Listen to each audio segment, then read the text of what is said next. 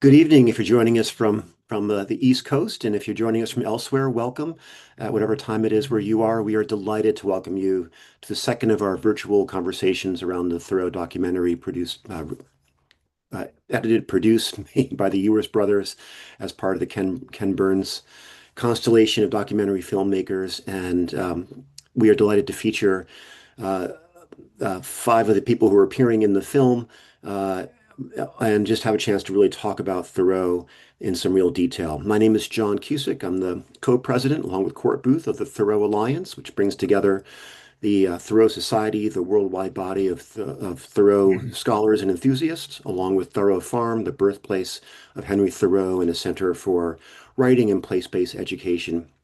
We hope you're uh, are aware of our work and check out our website and all the great things we're doing. This is just one among many things we're doing. I'll just touch on two that are coming up in June 13th or 14th. I should have the date down. We're going to give the annual Thoreau Prize to Ross Gay, a really tremendous writer. He'll be in Concord and he'll be available online as well. And he will talk about his most recent work and talk about what it means to bring joy and wonder to the world around us in a very Thoreauvian spirit.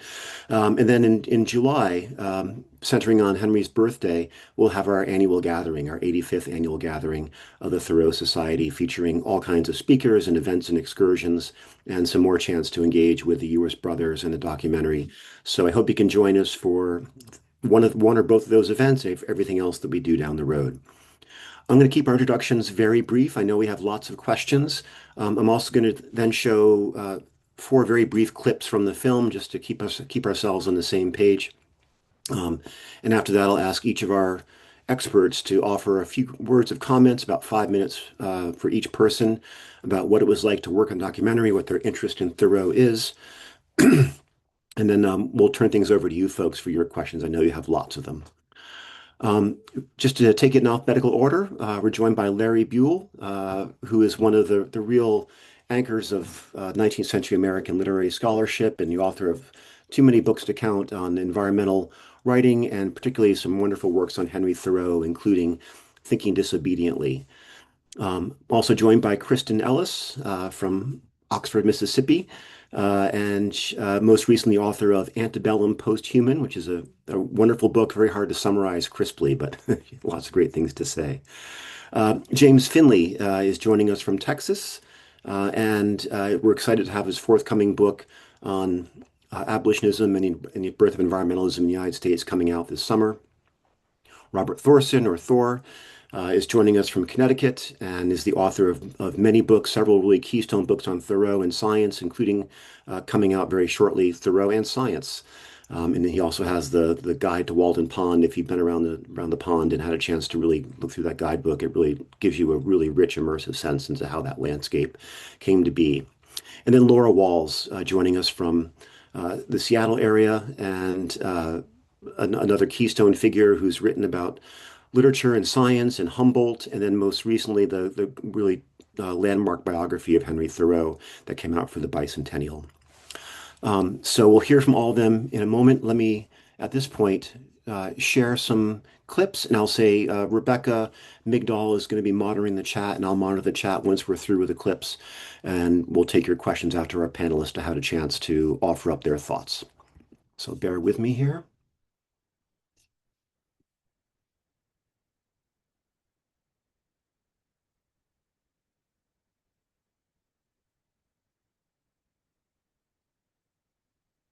Okay. And the first clip is about Thoreau and transcendentalism, picking up when Thoreau is just returning back from college. Thoreau graduated from Harvard College on August 30th, 1837. It was a time of significant change. Political issues, particularly slavery, were dividing states, communities, and even families. The Industrial Revolution and the westward expansion of the country were reshaping the lives of many Americans.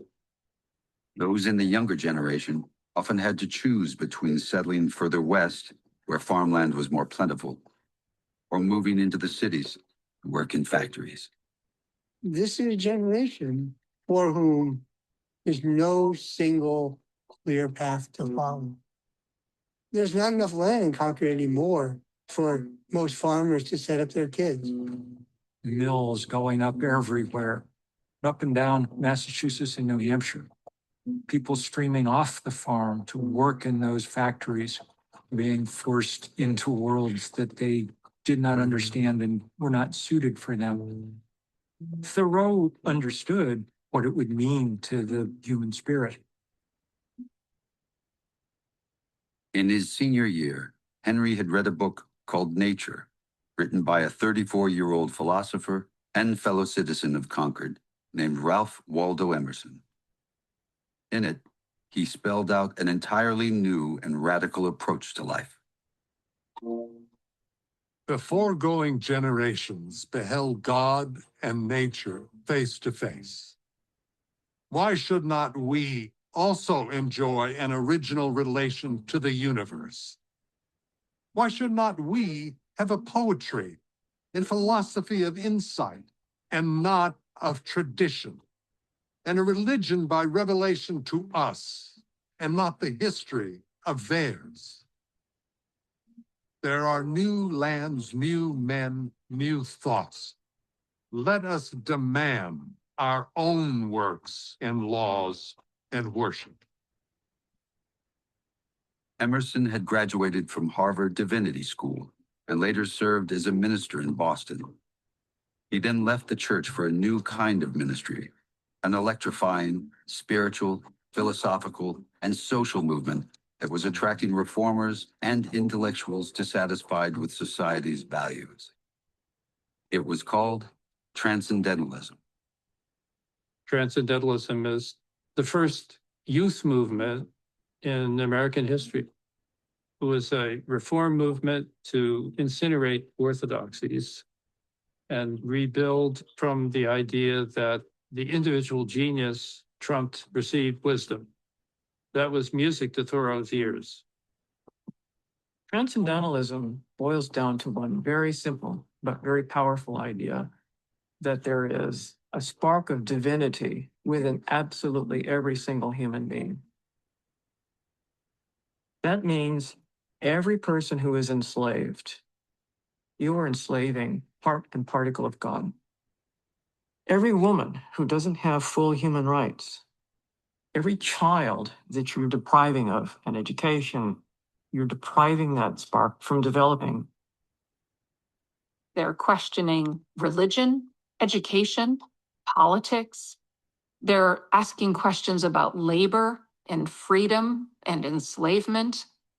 They're questioning the entire grounds of society. That's pretty radical. Excellent. I'll shift now to a clip that centers on Thoreau's trip to Mount Katahdin towards the end of his time living at Walden Pond. August 31st, 1846, Thoreau left Walden Pond to join his cousin, George Thatcher, on an excursion to Katahdin in Maine, highest mountain in the state. He brought along a small notebook and pencil to write about what he discovered there. He wanted to time travel to see what Massachusetts looked like a few generations before. And then come back and tell the tale of what he'd seen that feels like the exact opposite of what he has at Walden Pond. It was a frontier that was very nearby. At the same time, he recognizes that it's not a pristine, untouched wilderness. You see industry. Bangor is the lumber capital of the world. Thoreau describes Bangor in 1846 as this cosmopolitan city right on the edge of wilderness. He also recognized that he was going through spaces that people had worked, traveled, and lived on for thousands and thousands of years. 13 miles north of Bangor, Henry stood on deck as their steamship passed a Penobscot reservation on Indian Island. He watched a native hunter get out of his canoe carrying a bundle of fur skins and an empty keg of alcohol. This picture will do to put before the Indians' history. That is the history of his extinction. I observed some new houses among the weather-stained ones, as if the tribe had still a design upon life, but generally they have a very shabby, forlorn, and cheerless look. The church is the only trim-looking building. Good Canadian, it may be, but it is poor Indian. These were once a powerful tribe. I even thought that a row of wigwams with a dance of powwows and a prisoner tortured at the stake would be more respectable than this. Oh, they're always saying that. We're the last of this, the last of that. If you knew what the hell we had to go through, yeah, we look woe begone. This was our homeland.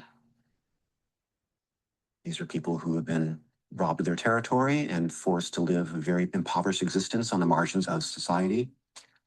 And what Thoreau cannot see is that he's part of this world as well and part of the process that makes this happen. Standing there with that postcard view of Indian Island, looking for that noble savage. He's disappointed all his life. He's looking for relics. He's looking for relics in people, too. Thoreau is not coming to Maine really to engage with Native people at this point. He's going to find the biggest, wildest mountain he can find and see what's on top and bring that back. And we'll shift gears once more to when Thoreau is in the early 1850s taking a more active part in the Underground Railroad. On September 18th, 1850, the U.S. Congress passed the Fugitive Slave Act. The new law made it legal for slave owners to reclaim any runaway, man, woman, or child, even those who had managed to escape to the free states in the North. In April 1851, Thomas Sims, who had escaped from a Georgia rice plantation, was arrested in Boston and sent south to be re-enslaved. The authorities of Boston sent back a perfectly innocent man into slavery. I wish my townsmen to consider that whatever the human law may be, a government which deliberately enacts injustice and persists in it will become the laughingstock of the world. The average white American, North and South, knew slavery was wrong. But it was really inconvenient to have to get rid of it. Where does the sugar to sweeten your coffee come from?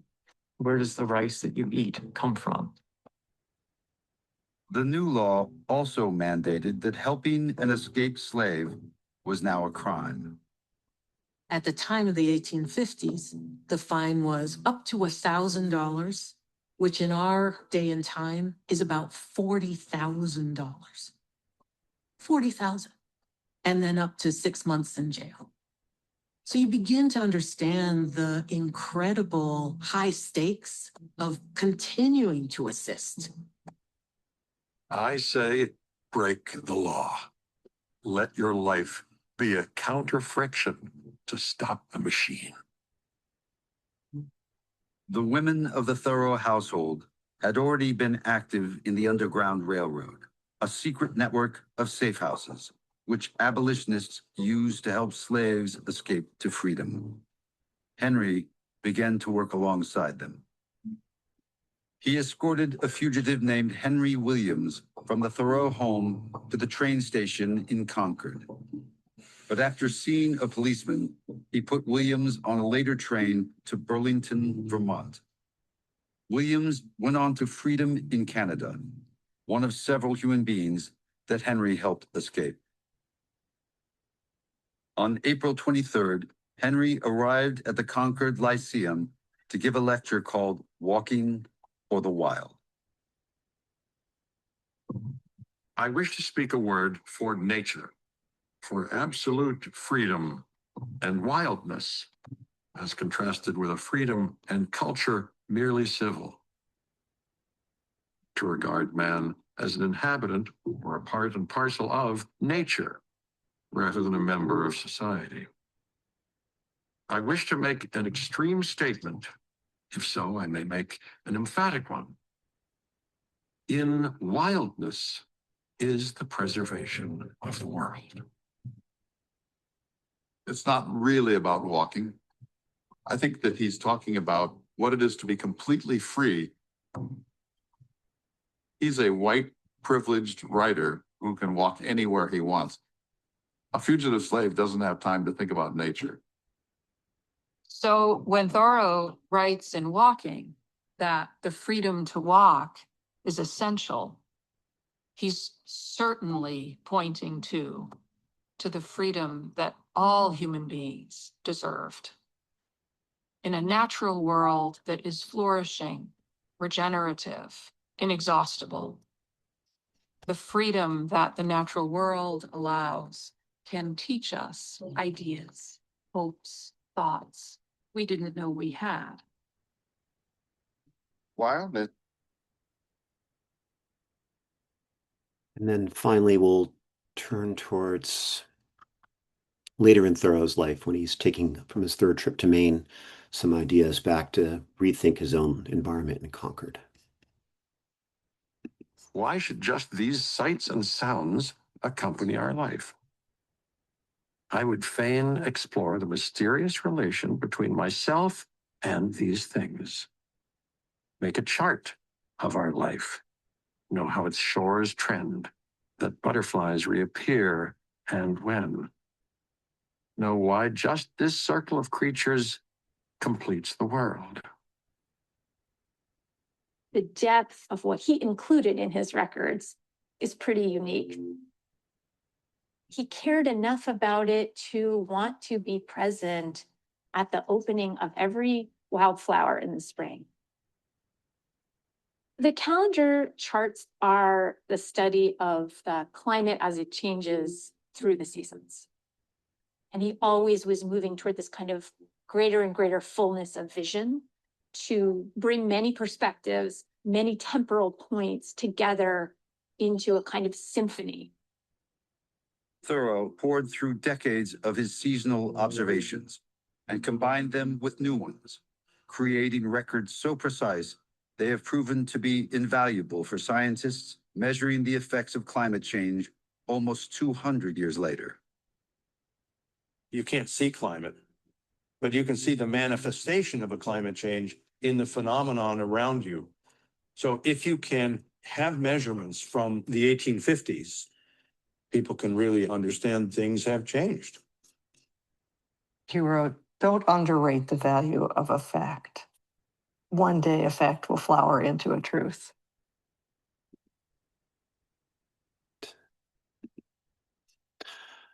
No, it's hard to stop right there. It's so much good stuff, but we have these wonderful experts to talk. Let me just, I'll go in the order of which I introduce people alphabetically. So that means, Larry, I'll give you your first crack at some thoughts on working with the Ewers brothers on the documentary and anything else. Overall, I thought that the documentary was successful in synthesizing Thoreau for the kind of public consumption that PBS provides. And I admired how much was packed into it, even though as a member of the transcendentalist scholarly tribe, I can think of all sorts of things that were left out. In what we just saw, I could flag a couple of things. First, more broad and general, and then more specific to particular episodes. Of the first, I thought here and overall in the three-part documentary, the talking heads were quite good. There are a lot of figures both scholars and um, interested Thoreauvians from different standpoints that were represented here with short cameos. And I think that the choices worked well. Perhaps there were too many of them overall, but you'd have to see the whole several hour performance to judge that. I like the visuals very, almost without exception. Now and again, there were times that I could quibble, such as when the passage from nature was read out. There was so much lingering on Victorian parlor scenes and only very briefly on a naturescape itself. But that's a relatively small matter. Then going to the part by part, I thought that the documentary nailed the definition of transcendentalism, what it was, about as well as you could possibly expect.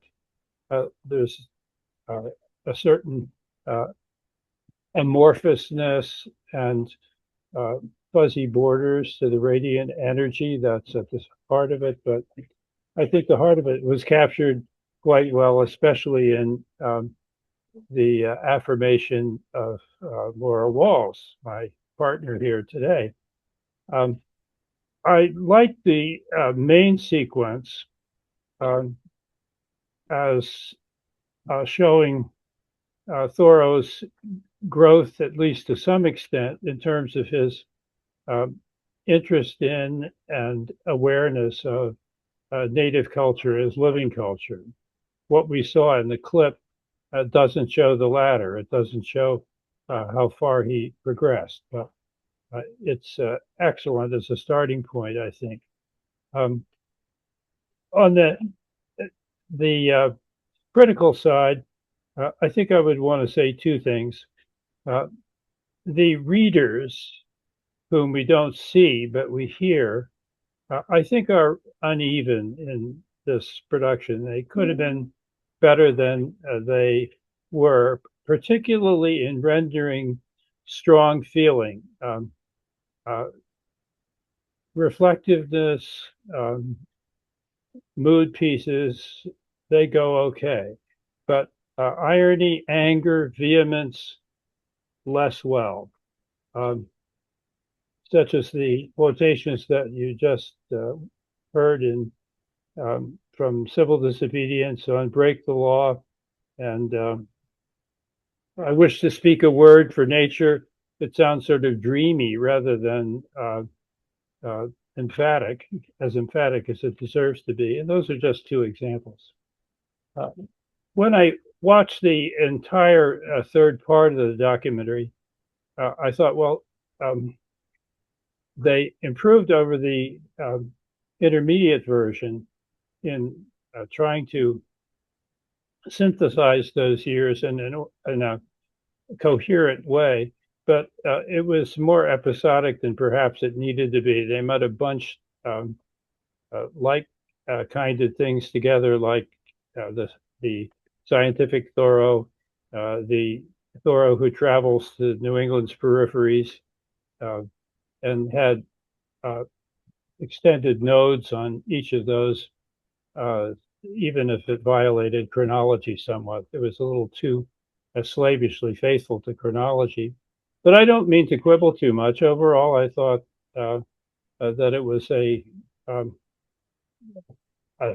arresting, interesting, informative performance, and I was glad to be a part of it. I was grateful to be a part of it, and weigh in as it went on stage by stage over the 5-year period. So, great.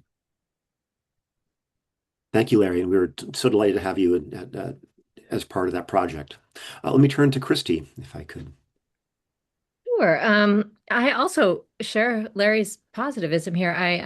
Or positivity. I saw the documentary as an invitation to explore more if you find something interesting here, rather than there's just no way to be completist or comprehensive. I mean, I think the everyone here who's written on Thoreau will share the sense that there's always sort of something more to read and something more to say about that. And I will say that I found most energizing those moments where they were pairing Thoreau's words with contemporary images as well, just to sort of remind us. And this sort of speaks to Larry's desire for a little more urgency in some of the reads, that, this comes at a lot of these writings are happening at such a heated time in the nation, and we ourselves are living through heated times, and just being able to sort of foreground how current that urgency still can be. I found those were some, really energizing moments that allow me to connect to sort of the feeling behind the writing. Yeah, the part that struck me the most was in the film was when they're having a shot after Thoreau's funeral of the birth house, and then an airplane flies over top, which I thought was a nice way of breaking us out 19th century. And Eric said that was actually a super easy shot to get because airplanes fly over that house all the time. Let me turn to James, if you would. So some thoughts and comments on your experience with the documentary and how it turned out. Thanks. It's just really great to be here with all these panelists. John, Rebecca, thank you for your work making this happen, and everybody who's taking time to watch this tonight. I'm glad that we've heard about the visuals twice, and that's what I want to get to. But as a sort of circuitous way of doing this, when I was watching the documentary, I just thought about myself as a kid who was watching the Civil War documentary and the baseball documentary. I watched them over and over again. My folks like taped them on VHS, and hi, mom and dad. Thank you for doing that. Thank you for being here tonight. And that got me thinking about how for a lot of people, PBS and other sorts of public media is a teaching tool. And so what I want to emphasize is how I think this documentary is going to be of great value, both to teachers, but also to people who are interested in learning more, people who are students, people who are consider themselves lifelong educators. And what I love about thinking about it as PBS and public media as a teaching tool is how it's a form of teaching beyond the traditional classroom. And for those who don't know, Thoreau had a brief career as a teacher, but he never stopped teaching over the course of his lifetime. I love the moment at the end of Civil Disobedience when he goes huckleberry picking because kids ask him to. And I think about what kinds of conversations, what kinds of learning was happening after his night in jail, not just Thoreau to the students, but also the students to Thoreau. And I've spent my time as a teacher in both Northern New England and currently in Texas, and I've taught Thoreau in both places. The experiences have been very different. And the documentary, I think, connects to both of those experiences in valuable ways. When I was in New England, the students who I taught came to class, even if they'd never read Thoreau before, with ideas, the stereotypes that the film pushes against, right? And so a lot of the work that I had to do in the class was to manage those stereotypes, redirect some of those ideas, and that led to rich experiences in the classroom. And I don't regret those moments, but in South Texas, the students don't really know Thoreau.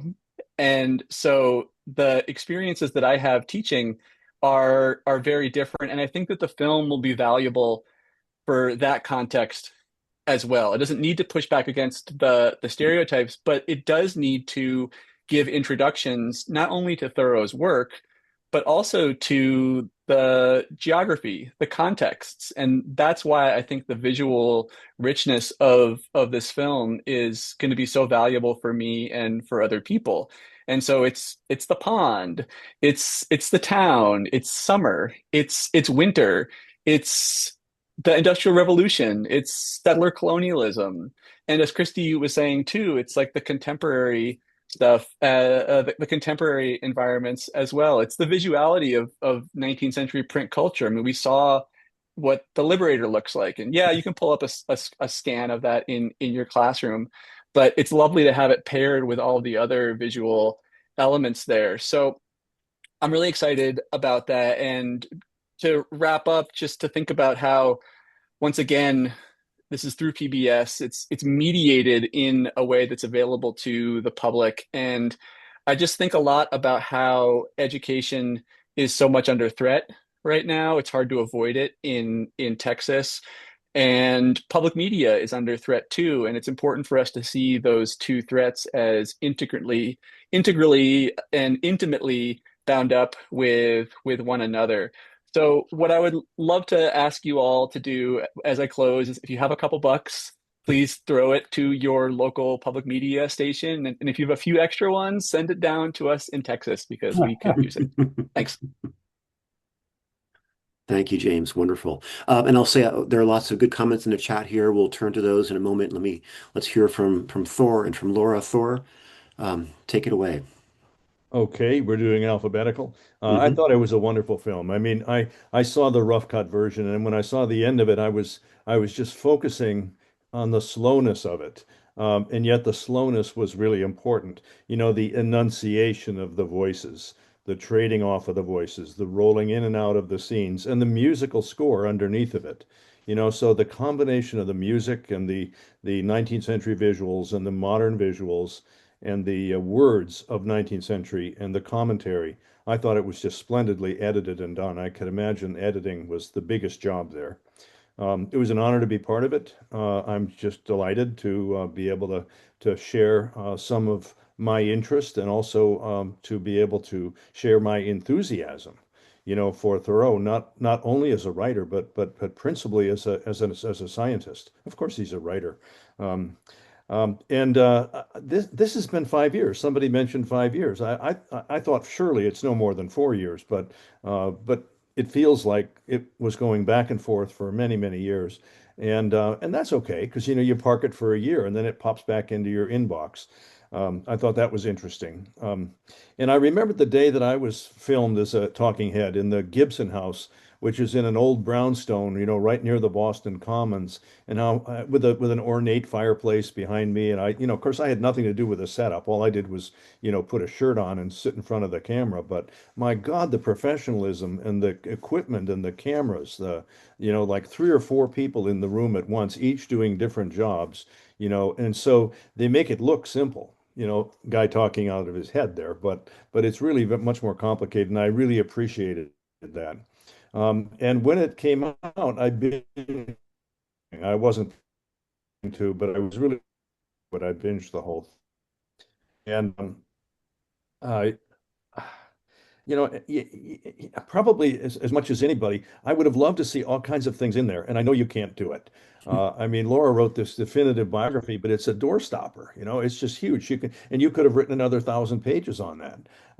And so here they have only 3 hours, and they're trying to do all this aesthetic stuff, including actual biography and story they want to convey. And so it's challenging. But you know, from my point of view, center of Thoreau's, it's just you know brought up here and there, lots of scenes, but and then his career, you know, from 1951 or 1851 all the way to 1861 is principally 225 days a year. He's out there sojourning with phenology in mind, you know, so that's the real career of the mature Thoreau. And and the much more dramatic, you know, travels and abolitionist activities, you know, they're much more uh, than that steady of scientific phenology for much of his life. And I also come to realize that Walden was dramatically influenced. You know, there's really two Waldens. There's an early one and a later one, and I think that so I'll just leave it at that and just say I'm looking forward to the questions. It's an honor to be here with the scholars that are participating here as well, and of course the people in the audience. And the whole thing was just a lot. And I would like to see another documentary for 3 hours. So there we go on different topics. All right, so that's me. Thank you, Thor. And we'll turn to Laura finally, if you would. Okay. Well, so I get to wrap this up. Yeah, thanks, Thor, for mentioning my biography. I first was contacted by them early in 2020, and of course, they'd read the biography, and that was kind of the launching pad.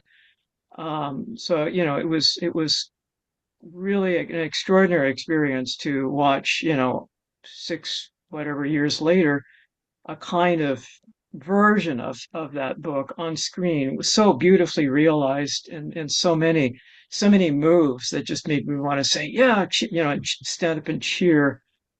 Um, but the thing that really caught me about the Ewing brothers' approach, and this was something that I really became aware of when they interviewed me, was that they were not just filming a documentary. They began with questions and a kind of desire to talk about Thoreau today. Like, here's a 19th century writer. What does he mean for us now? And not with a kind of, standard kind of, well, this is the question one everybody asks, but rather a kind of urgency, an internal urgency that it was important to them personally, as well as to America and the world at large. And so they didn't just film a bunch of stuff and put it together into a biography, biographical narrative.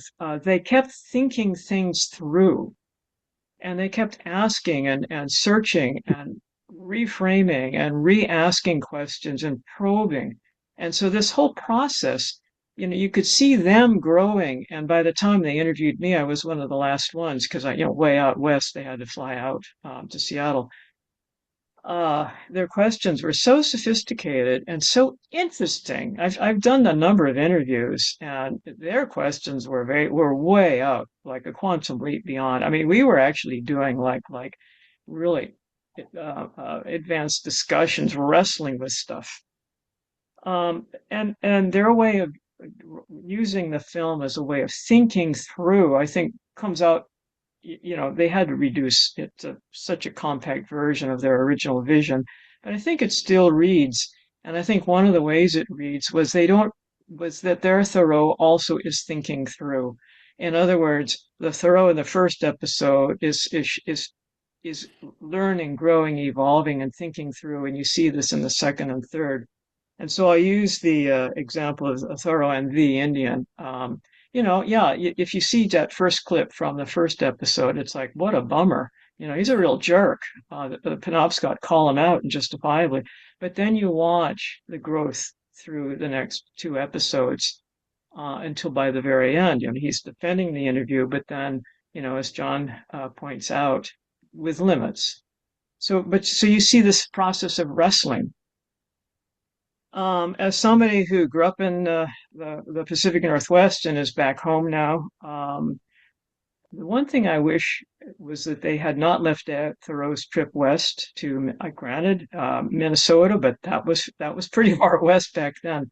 Not as another episode. And again, this is a film that what they did was fantastic. But as long as I've been invited to address this question, to speak to a kind of larger through line about using the West as a metaphor as much as a physical trip, to think about what Westernness meant, and what a journey west, why that was the last thing he did, even when he knew he was dying, he had to do that as a way of linking together broad questions about exploration and nature, the wilderness environment, Native Americans, American expansion, and capitalism, so many threads.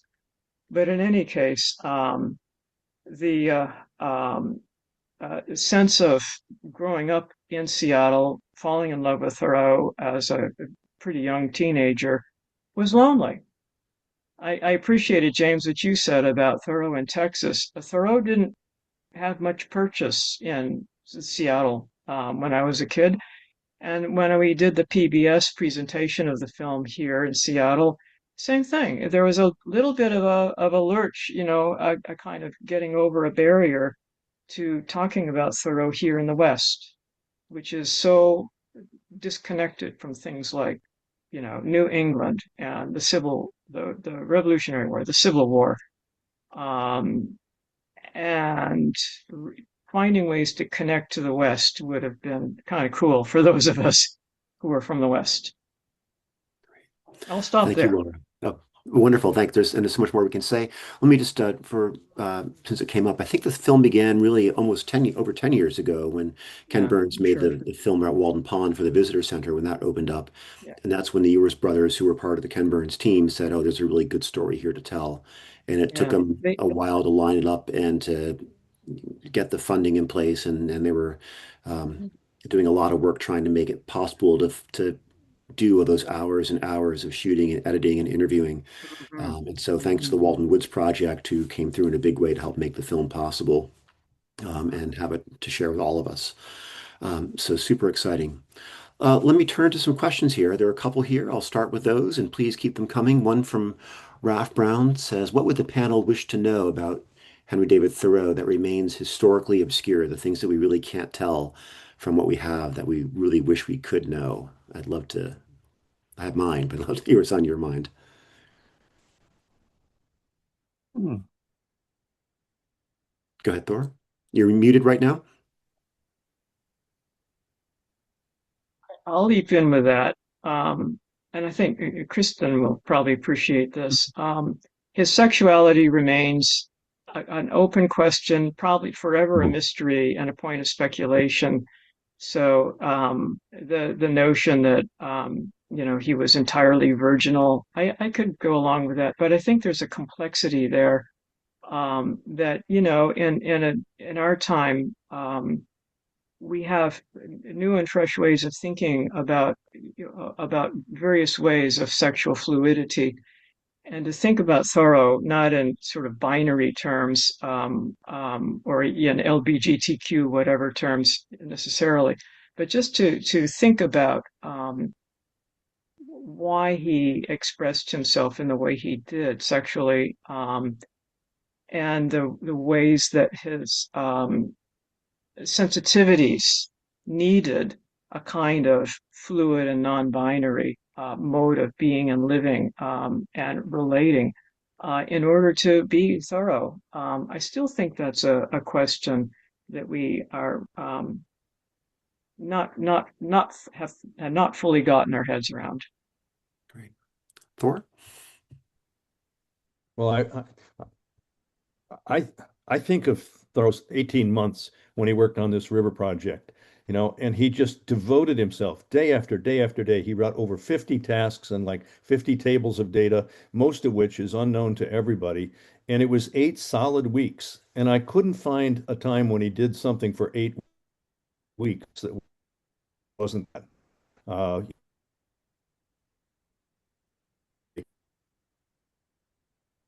That's an analytically rigorous quantitative systems guy, that wants to understand the whole watershed as a living entity, the way he did earlier with Walden Pond. But of course, the watershed is way more complicated than the pond.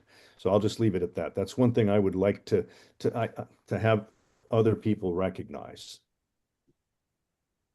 To add to that, I think Thoreau was on the verge of a kind of broadly ecological mode of thinking that, frankly, we're still wrestling with today. And you see it exactly in the river work. And he suddenly realized what a watershed is. Yeah. And the importance of it, of the basic concept. And it was just like his mind was exploding. Yeah, very good. Go ahead, Larry. I think there are a lot of mysteries to Thoreau that even if you spent the better part of a lifetime studying him are going to remain. One obviously is how would he have continued to develop if he had lived longer? What would his later writing have been like? Would there have been another Walden? Or more likely, some kind of scientific summa that he might have been working towards? How would he have lived through the Civil War? He died before it was half over. Never lived to see Abraham Lincoln really become the emancipator that he later was. So he had the reservations about Lincoln that Northern progressives generally shared at the early stages. How uh, how inherent versus episodic was the political Thoreau relative to the literary Thoreau, the emerging field scientist, Thoreau, the celebrator and immerser in the natural world, and proto environmentalist. And what about Thoreau's um, engagement with ultimates in his thinking, young and old? For me, writing about Thoreau in the recent book that I did, the hardest chapter to put together was the last one called Matters of Faith, where I'm trying to make some coherent sense out of Thoreau's unfolding spiritual odyssey. So I think there's plenty of mysteries, despite the tons of articles and many books that have been written about him, that still will reward deep thinking from many members of this audience, especially younger members of this audience that have lots of room to run. Wonderful. Thank you. Lots more good questions coming in here. Let me get one that's on Thoreau's privilege, I guess is what I'll call it. This is from Pablo Troella. Do you think that much of Thoreau's philosophy is ultimately naive and hyperbolic? In other words, most don't have the fortitude to live a single life like Thoreau, which was also privileged. When one has children and bills need to be paid, and you require a means to provide for your family, the vast majority don't have the luxury of taking a multi-year sabbatical that really wasn't very far from civilization, which is a question all of us wrestle with as we're trying to make it through our lives today too. We haven't heard from James or Christy yet, so I'll give you first dibs, but we'll hear from anyone. Well, my first thought is that it was a deliberate choice not to have children and not to get married and not to incur a whole set of burdens. You know, he talks about even just taking a farm and taking a mortgage is lashing yourself to that mast and then having bills to pay that require you to spend your time in ways that maybe aren't the ways that feel most important to you. So I think it's a real trade-off, and it's not a trade-off that everyone will want to make or that may not even be in the best service of their own spiritual journeys. But I think it's not. It seems a little bit wrong to me to think of it as like privilege and luxury, since it was a deliberate choice to, you know, it was part of his plan for simplification, was to incur no additional obligations. And it produces a lonely life that many of us, I think, would not flourish in the way he did. But I think the second way to think about this would be to say that there isn't one way to do the Thoreauvian life, right? I mean, he himself didn't stay at Walden for more than 2 years. He's not giving us a blueprint that we're meant to follow. He's giving us a sort of an example of what it means to live deliberately, reflectively, to try to bring your life in line with what feels meaningful and important to you. And so I think that there are any number of ways to live that way, and we each need to define it for ourselves. So I myself have children. I find them very meaningful, and it means that I'm making slightly different choices than living in a cabin. But you can still sort of find ways to align your life or lifestyle, as we might say, with or in such a way that you can spend the maximum amount of time doing what feels like it's what matters with this, you know, one wild and precious life we have. So I think there's more flexibility than the sort of Walden model offers. But he himself was careful to limit his obligations to others. You want to take a stab, James, or Sure. Thanks. I agree with everything Christy said, although I also think that in a lot of ways he reached out to create obligations to others. And I don't think he lived a single life. Laura's biography is just almost on every page we read about the family ties. He spent the majority of his life living with his family. He was so close with his sisters. with his parents. He had incredibly rich friendships. The friendship with Ellery Channing, especially in the last 10 years of his life, they were immensely close. I mentioned his relationships with children. I also think that Thoreau was able to devote himself to others because of some of the other responsibilities because of some of the responsibilities that he did not have. He was able to participate in what's commonly called the Underground Railroad. I think it's more helpful to frame it as vigilance committee work because he did not have to be home at a certain time to do certain things, right?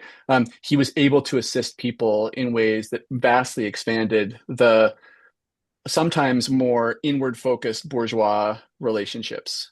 The criticism that he is solipsistic because of this, I think, is misguided, and it shuts down a recognition of the manifold ways that he was constantly creating connections with other people that didn't just focus on himself, but also help to expand their own possibilities of freedom, especially with thinking about vigilance committee work, but in other ways, thinking about him as a lifelong educator. Like that is a kind of devotion to others that I really admire and I try to aspire to in my own life.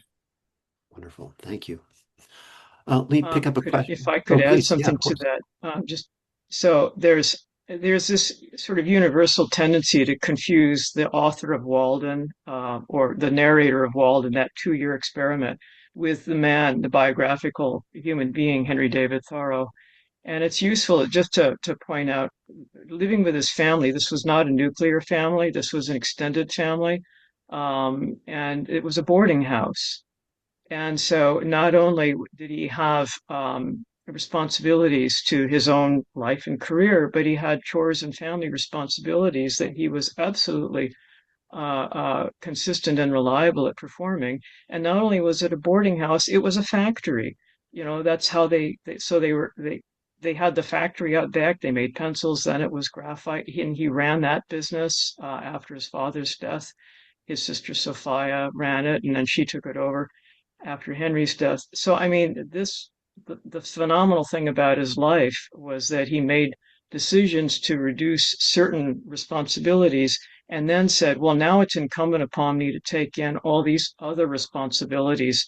And he becomes this kind of constantly active and sort of a nexus of energies for all of these other things that he was doing, making himself very conspicuous in the town, and the family depended on him.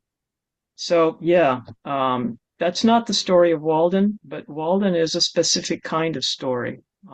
Anyway, I'll leave it at that. Good. I'll just know we had a couple questions in the chat about Ellen Sewell.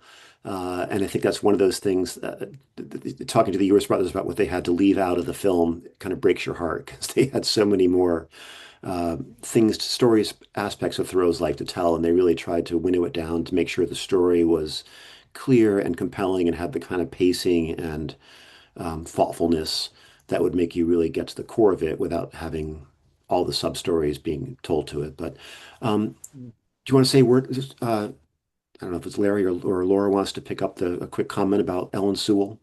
Probably Laura should speak. Sure, I'll say. So it's hard. The Sophia destroyed all the papers and the letters. One of the last acts before she moved into her own period of dying. And so there's lots of things we'll never know. So it's hard to give a read, really, except one of the interesting things is just this weird sort of dual proposal from John and then Henry. So the romance there, Thoreau had other romances, but, you know, he'd made his decisions, and so he wanted to be the sort of celibate monk kind of figure, again, with a sort of outward social turn. And in that sense, this one romance, I mean, it's hard for me, knowing what I know about him, to make sense of that, except that, and I don't remember who it was proposed this, there was a kind of concept of the brothers, one of them would marry Ellen, and then there would be a kind of family cluster that would be like the Thoreau, you know, the Thoreau parents cluster. There would be a second sort of almost a colony of individuals tied to the Sewell family through this marriage that would sort of create another kind of creative nexus, that there was some kind of ideal like that floating around. So, but it's hard to imagine Thoreau being a kind of monogamous, family man. I It wasn't agree. that kind of romance, I think. I'll just say in addition, there's a well-attested phenomenon that in lit crit lingo is called mimetic desire. And I think that for both the Thoreau brothers, the sense of Ellen Sewell as an object of interest for them both um, had its own um, oh, uh, enhancing reaction that might not have played out as it did if they hadn't both been part of a triangle. And something of the same, I think, holds true for Thoreau's charged relation with Lydia and Emerson, Emerson's second wife. There was a triangle there too. So it's pretty complicated psychodynamics going on here. Very transcendental in lots of ways. Yes.